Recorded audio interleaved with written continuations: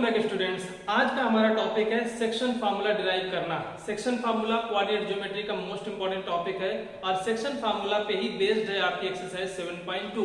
तो एक्सरसाइज 7.2 को लगाने से पहले इस फार्मूला का डेरिवेशन करना इंपॉर्टेंट है। देखिए सेक्शन फार्मूला होता क्या है।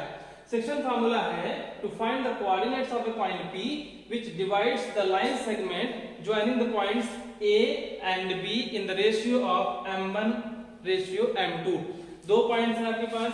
पॉइंट ए के कोऑर्डिनेट्स हमने माने x1 y1, पॉइंट बी के कोऑर्डिनेट्स हैं x2 y2 और इन दोनों पॉइंट्स को मिलाने वाली लाइन पे एक पॉइंट P इस तरह से है जो इस लाइन सेगमेंट को m1 रेशियो m2 में डिवाइड करता है। तब हमें इस पॉइंट P के कोऑर्डिनेट्स निकालना है, यही सेक्शन फार्मूला कहलाता है। हम मान लेते हैं let the points of P are x, y। हमने P के कोऑर्डिनेट्स मान लिए x, y। तो हम सबसे पहले लिखेंगे let the coordinates of point P is equal to x, y। हमने पॉइंट P के कोऑर्डिनेट्स x, y मान लिए हैं। हमें x और y की वैल्यू निकालना है in terms of x1 y1, x2 y2 and m1 m2। इनको यूज करके जो दी हुई ऑब्जर्वेशंस है, इन ऑब्जर्वेशंस को यूज करके हमें x और y की वैल्यू निकालना है। सबसे पहले आपको क्या करना है, A से आप परपेंडिकुलर डालेंगे x एक्सिस पे और y एक्सिस पे, P से आप परपेंडिकुलर डालेंगे x एक्सिस पे और y एक्सिस पे। इसके बाद आप B से परपेंडिकुलर डालेंगे x एक्सिस पे और y एक्सिस पे। आप इन सारे परपेंडिकुलर्स की लेंथ जानते हैं, 9th क्लास में ये आप पढ़ चुके हैं।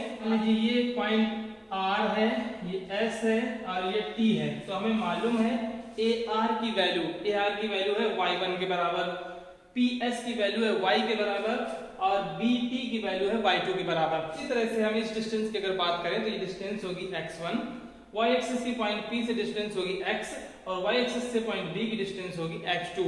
अब हम क्या करेंगे, हम पॉइंट P से इस परपेंडिकुलर पे एक दूसरा परपेंडिकुलर ड्रॉ करेंगे और इस ट्रायंगल को फॉर्म करेंगे। इसी तरह हम A पॉइंट से इसको परपेंडिकुलर डाल के साइड PS पे परपेंडिकुलर डाल के दूसरा ट्रायंगल फॉर्म करेंगे और इन इंटरसेक्टिंग पॉइंट्स को हमने नाम दे दिया Q एंड G। अब आपको दो ट्रायंगल्स मिल गए, एक ट्रायंगल है APQ और दूसरा ट्रायंगल आपको मिल रहा है BPG। आप लोग ट्रायंगल चैप्टर पढ़ चुके हैं और उस ट्रायंगल चैप्टर से क्या आप इन दोनों ट्रायंगल्स को सिमिलर प्रूव कर सकते हैं। आप देखें ये सारी लाइंस एक दूसरे के पैरेलल है, PQ is parallel to BG है, PG is parallel to AQ है। इट मींस ये एंगल और ये एंगल दोनों 90 डिग्री के होंगे। एंगल PAQ और एंगल BPG ये दोनों एंगल्स बराबर होंगे क्योंकि ये करेस्पॉन्डिंग एंगल्स हैं। दो एंगल्स मिल जाएंगे, हम कह सकते हैं कि ये दोनों ट्रायंगल्स सिमिलर हैं। तो मोस्ट इंपॉर्टेंट चीज है इस फिगर को फॉर्म करना और इन दोनों ट्रायंगल्स को सिमिलर दिखाना। सिमिलर दिखाने के बाद हम इनकी करेस्पॉन्डिंग साइड्स का रेशियो सेम करेंगे। तो सबसे पहले हम बता दें इन दोनों ट्रायंगल्स में, in triangle PAQ and triangle BPG, इन दोनों ट्रायंगल्स में angle PAQ is equal to angle BPG, ये दोनों एंगल्स बराबर हैं और क्यों बराबर है ये आप बताएंगे। These are corresponding angles, reason आपको लिख देना है। इसके बाद हम ये भी कह सकते हैं angle PQA is equal to angle BGP। क्यों है, दोनों की दोनों राइट एंगल्स हैं, both 90 degree. Therefore by angle similarity we can say triangle PQA is similar to triangle BGP। ये दोनों ट्रायंगल सिमिलर हैं। जब ये दोनों ट्रायंगल सिमिलर है तो हम इनकी करेस्पॉन्डिंग साइड्स का रेशियो सेम दिखा सकते हैं और इनकी करेस्पॉन्डिंग साइड्स क्या होंगी, फर्स्ट ट्रायंगल का base QA upon second triangle का base PG equal to first triangle का perpendicular PQ upon second triangle का perpendicular BG equal to first triangle का hypotenuse PA upon second triangle का hypotenuse BP। ये हमने इनकी corresponding sides का ratio same दिखाया। अब हमें सिर्फ इन वैल्यूज को रिप्लेस करना है। ये जो साइड्स हैं इन साइड्स की मेजरमेंट्स हमें x1 y1 x2 y2 और m1 m2 के टर्म्स में रखना है और हमें x और y की वैल्यू मिल जाएगी। आइए सबसे पहले हम लोग निकालने की कोशिश करते हैं कि AQ क्या होगा। देखिए हमें मालूम है कि ये डिस्टेंस पूरी है x और ये डिस्टेंस है x1। तो अगर हमें AQ निकालना है तो हम इसको कह सकते हैं x माइनस x1, ये डिस्टेंस होगी AQ की। इसी तरह से आप PS डिस्टेंस जान रहे हैं, PS डिस्टेंस है y और QS डिस्टेंस है y1, तो ये डिस्टेंस PQ हो जाएगी y minus y1। Same to same आप निकाल सकते हैं PG की डिस्टेंस। कैसे? ये पूरी डिस्टेंस में, पूरी डिस्टेंस कितनी है, ये पूरी डिस्टेंस होगी x2 और इसमें x घटा दें तो PG की वैल्यू मिल जाएगी x2 माइनस x और BG की वैल्यू इसी तरह से हम निकाल सकते हैं y2 माइनस y। हमने पूरी BT में GT सब्ट्रैक्ट कर दी है y2 माइनस y। अब आप देखें हाइपोटेनस मालूम है m1 m2, बेस मालूम है x minus x1 x2 minus x और परपेंडिकुलर मालूम है y minus y1 and y2 minus y। In values को हम यहाँ पे आके रिप्लेस करेंगे।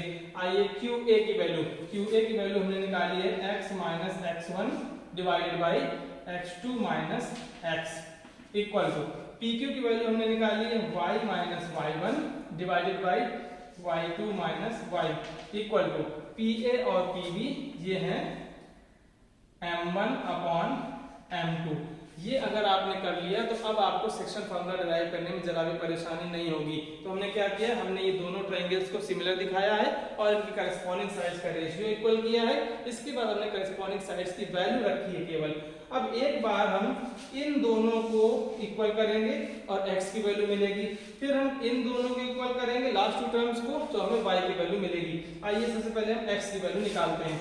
हमारे पास है x minus x1 ratio x2 minus x and this is equal to m1 upon m2। Cross multiply कर दीजिए, m2 into x minus x1 equal to m1 into x2 minus x। यहाँ से हमें मिल जाएगा m2x minus m2x1 equal to m1x2 minus m1x। x की value चाहिए तो x के टर्म्स एक तरफ करेंगे, बाकी दोनों टर्म दूसरी तरफ कर देंगे। यहाँ से m1x हमने ट्रांसपोज किया लेफ्ट साइड में तो मिल जाएगा m1x प्लस ये m2x पहले से था इक्वल टू राइट साइड में m1x2 and this is plus m2x1 हमें राइट साइड में मिल जाएगा। यहाँ से हम x कॉमन निकाल लें तो ब्रैकेट में मिलेगा m1 plus m2 equal to m1x2 plus m2x1। x की वैल्यू निकालना चाहते हैं तो x इक्वल टू हम लिख सकते हैं m1x2 plus m2x1 upon m1 plus m2। जो x के प्रोडक्ट में था m1 plus m2 right side में ट्रांसपोज किया तो वो डिवीजन में चला जाएगा। यहाँ से हमें एक ऑर्डिनेट मिल चुका है x ordinate m1x2 plus m2x1 upon m1 plus m2। x की वैल्यू को हम याद रखेंगे। अब हम बाकी दोनों टर्म्स को इक्वेट करेंगे, इन दोनों टर्म्स को इक्वल करके हम y की वैल्यू निकालेंगे। तो जगह की कमी होने के कारण मैं इसको मिटा देता हूँ, आप कॉपी कर सकते हैं, नोट कर सकते हैं और उसके बाद अपना प्रोसेस शुरू कर सकते हैं। तो अब हमें क्या करना है, अब हमें इन दोनों टर्म्स को इक्वल करना है, यानी y minus y1 upon y2 minus y equal to m1 upon m2। ये हमको मिल गया है। फिर से हम उसी तरह से क्रॉस मल्टीप्लाई करेंगे जैसे हमने x की वैल्यू निकाली है। सेम टर्म्स है, यहाँ पे भी क्रॉस मल्टीप्लाई कर दीजिए m2 into y minus y1 equal to m1 into y2 minus y। Multiply कर दिया तो m2y minus m2y1 equal to m1y2 minus m1y। m1y को इस तरफ ले आए तो m1y plus m2y equal to हमें मिलेगा m1y2 और माइनस m2y1 को ट्रांसपोज करेंगे तो प्लस m2y1 यहाँ पे हो जाएगा। यहाँ से हम y कॉमन निकाल सकते हैं, m1 प्लस m2 ब्रैकेट में मिलेगा और m1y2 प्लस m2y1 ये हमारा राइट साइड में था। y की वैल्यू निकालने के लिए इस m1 प्लस m2 को डिवाइड कर देंगे, m1y2 plus m2y1 divided by m1 plus m2। तो ये वैल्यू आई y की। इसी फार्मूले को हम सेक्शन फार्मूला के नाम से जानते हैं, यानी हमने डिराइव किया है कि अगर कोई दो पॉइंट्स हो x1 y1 और x2 y2, इन दोनों पॉइंट्स को मिलाने वाली लाइन पे एक पॉइंट P इस तरह से हो जो इस लाइन सेगमेंट को m1 रेशियो m2 में डिवाइड करता हो, तो इस पॉइंट P के कोऑर्डिनेट्स होंगे m1 x2 plus m2 x1 upon m1 plus m2 comma m1y2 plus m2y1 upon m1 plus m2. This is called section formula. Section formula हमने derive किया m1x2 plus m2x1 upon m1 plus m2, m1y2 plus m2y1 upon m1 plus m2. इसी section formula से एक बहुत ही important result निकल के आता है, What are the coordinates of a midpoint? Midpoint का मतलब अगर आपको एक लाइन सेगमेंट दी गई हो AB, इस लाइन सेगमेंट के दोनों वर्टिसेस के हमें पॉइंट्स मालूम हो, ए के कोऑर्डिनेट्स हो x1 y1 और b के कोऑर्डिनेट्स हो x2 y2। अगर पॉइंट P इसका मिड पॉइंट है तब पॉइंट P के कोऑर्डिनेट्स हम कैसे निकाल सकते हैं। इंपॉर्टेंट चीज है, इसका काफी यूज करना है आपको एक्सरसाइज में।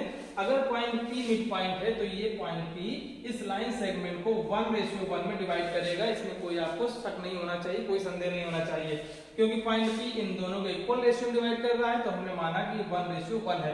अब आप इस फार्मूले में m1 = 1 रखेंगे और m2 = 1 रखेंगे।